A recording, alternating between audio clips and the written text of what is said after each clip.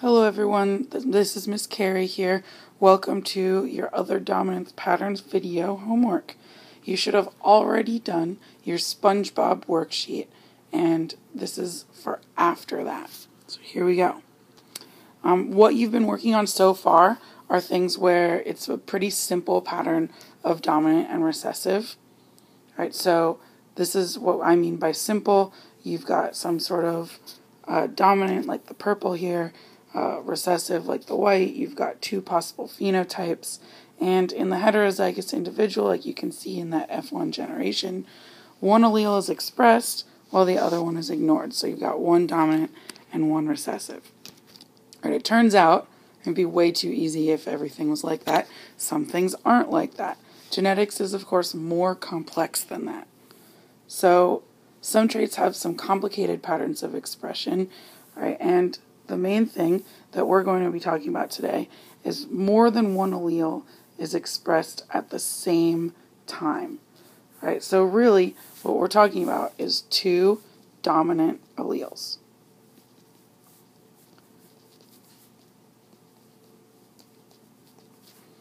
Okay.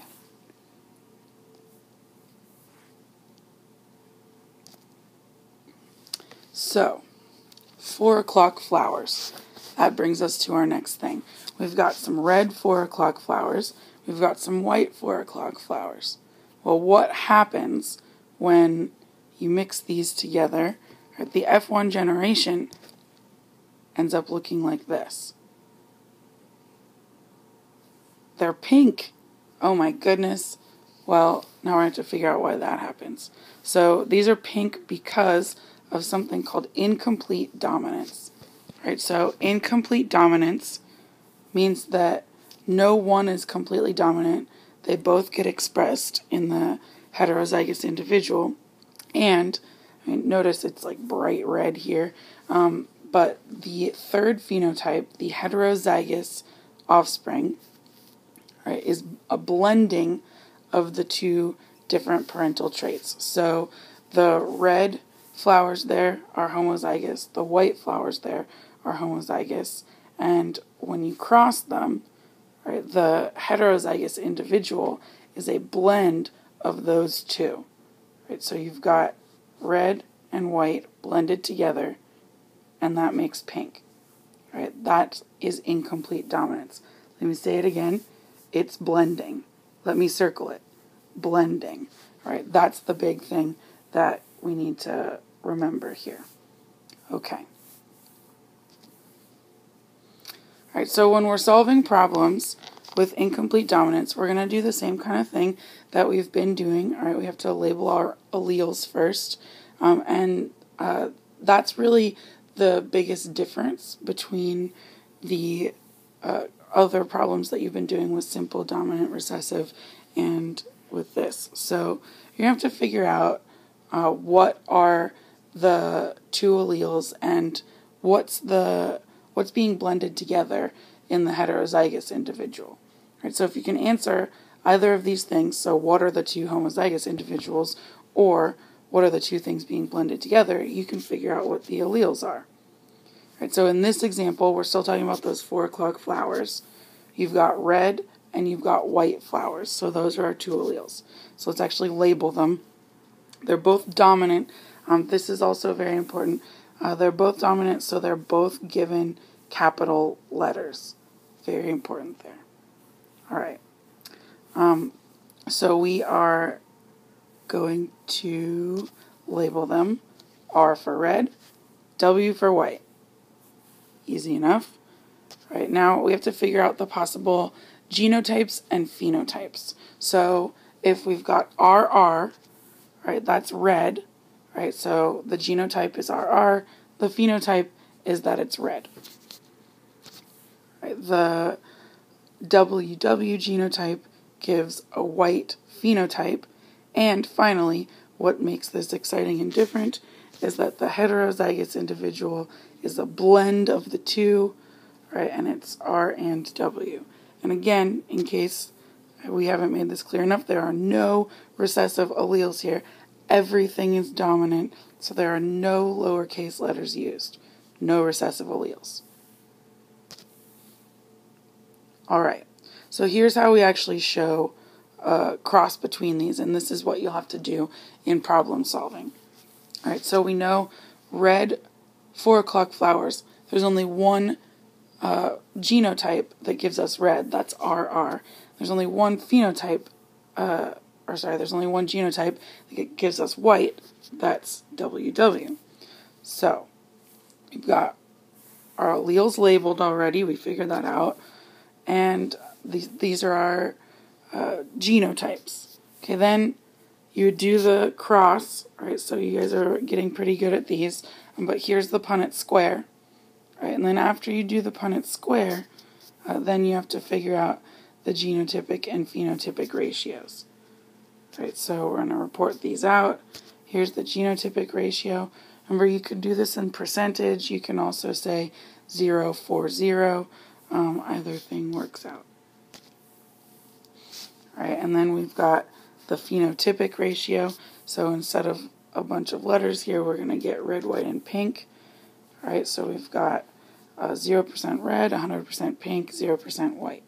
All right, that's how you do this. So now it's your turn to try. What you need to do is you need to take out a piece of paper. You need to label it with your bio ID number. You're going to be doing 2 problems on it, and you will be turning it in. And then you are going to do this problem. So we're using the same 4 o'clock flower example that you were using before. Show a cross between a pink flower and a red flower, and report the genotypic and phenotypic ratios. So this is a similar problem. However, I told you pink and red this time. So you need to know what the genotype is of a pink flower and what the genotype is of a red flower.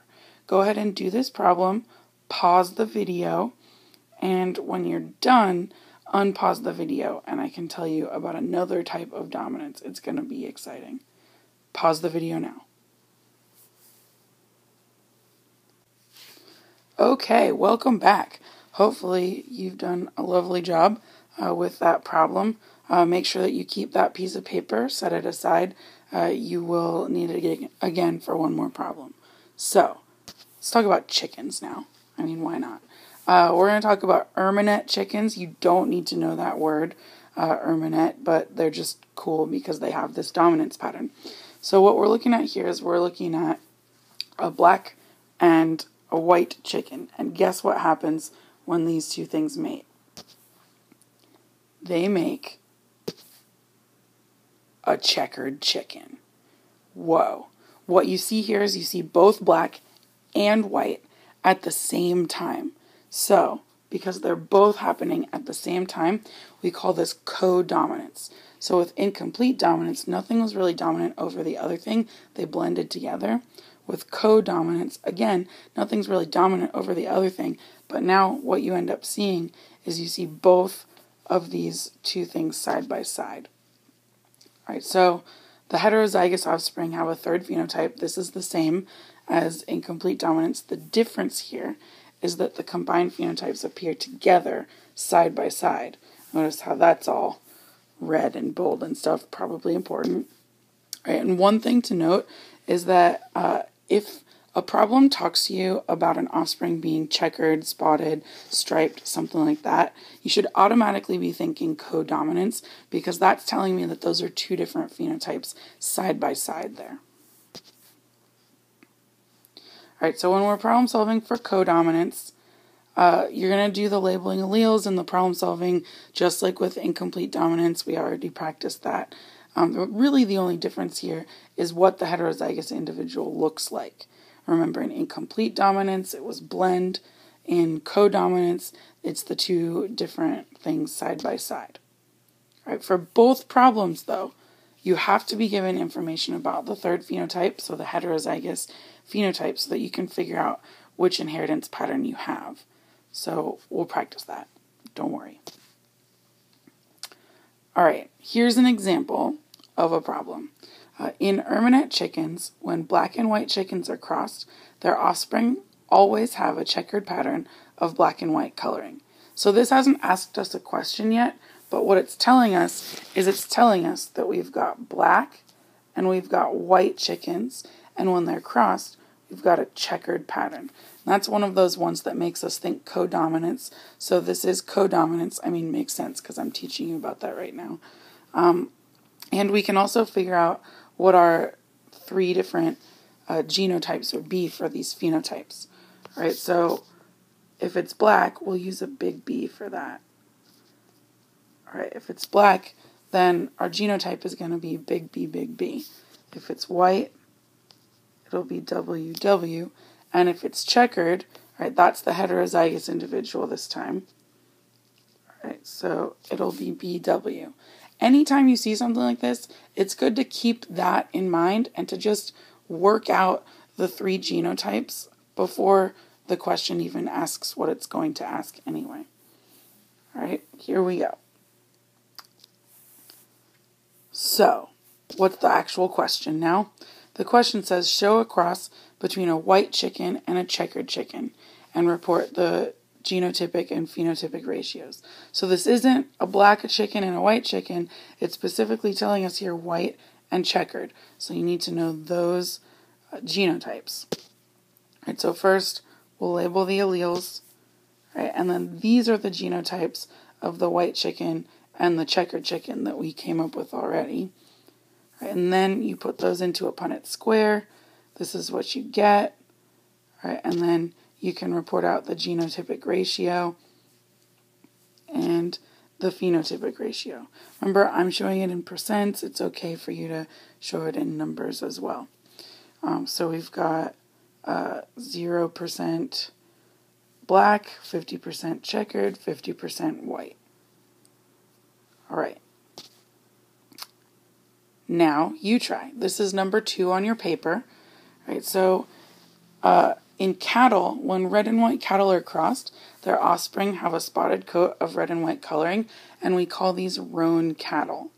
What you need to do is you need to show a cross between 2 roan cows and report the genotypic and phenotypic ratios. Right, so if 2 roan cows, you need to figure out what those genotypes are and put them into a Punnett square. Right, what's the chance that the offspring will be red? So make sure that you give me the genotypic and phenotypic ratios, then you also answer this question. Pause the video right now so you can keep this up in front of you. And when you're done, then you can unpause the video and you're right at the end anyway. All right. What you'll be turning in class tomorrow is this piece of paper with your bio ID number on it and these 2 questions on it. And then we're going to go through a few more examples and practice this a little bit more. Hopefully this introduction to these other dominance patterns was good for you. And tomorrow we will continue where we left off.